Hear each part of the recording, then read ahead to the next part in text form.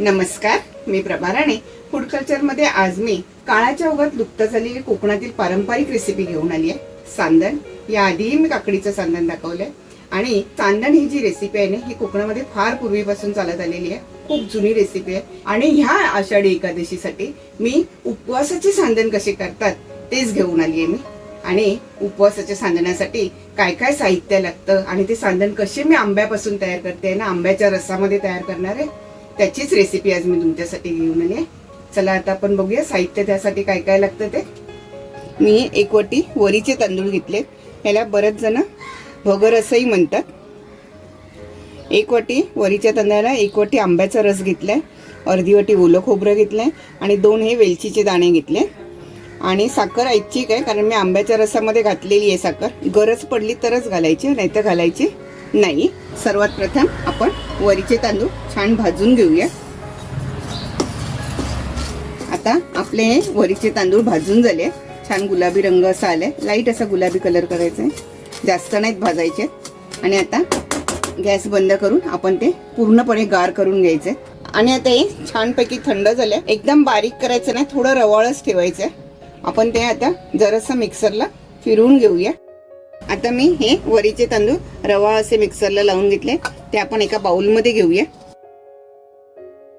आणि आता त्याचबरोबर आपण हे ओलं खोबरं आणि 2 वेलचीचे दाणे घेतले आहेत ना, त्याची मिक्सरला पेस्ट करून घेऊया.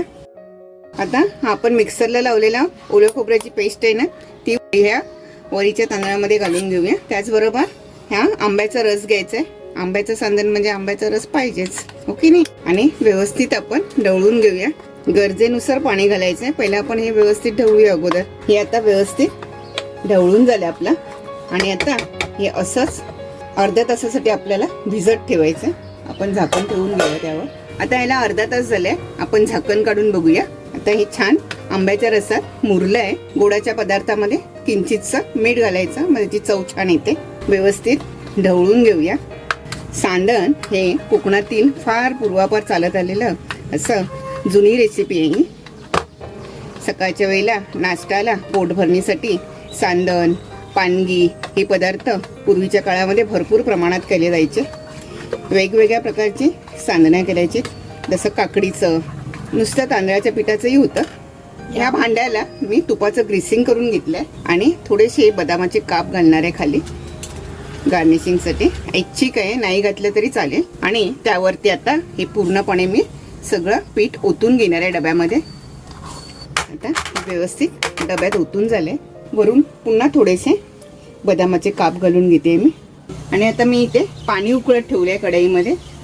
ते मी आता हे सांदणचं भांडं तुपामध्ये ठेवून घेते आणि 15 मिनिटासाठी मीडियम गॅसवरती आपण सांदण उकडून घेऊया. आता 15 मिनिटं झाले, आपण सांदण उकडलं की नाही ते बघूया. सांदणमध्ये अशी सुरी घालून बघायची, व्यवस्थितपणे आली आहे ना, म्हणजे आपलं सांदण उकडलंय. एक 10 मिनिटासाठी गार होण्यासाठी असंच झाकून ठेवूया आणि नंतर आपण ते सांदण प्लेटमध्ये काढून घेऊया. आता हे आपलं सांदण बऱ्यापैकी गार झालंय, ते आपण आता सर्विंग प्लेटमध्ये घेऊया.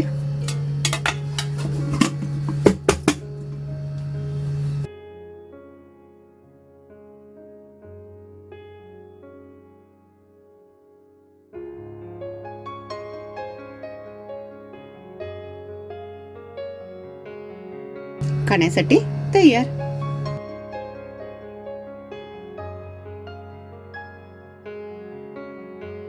आणि हो, माझ्या चॅनलला जर तुम्ही सबस्क्राईब केलं नसेल तर सबस्क्राईब करा, लाईक करा आणि माझे व्हिडिओ शेअर करा.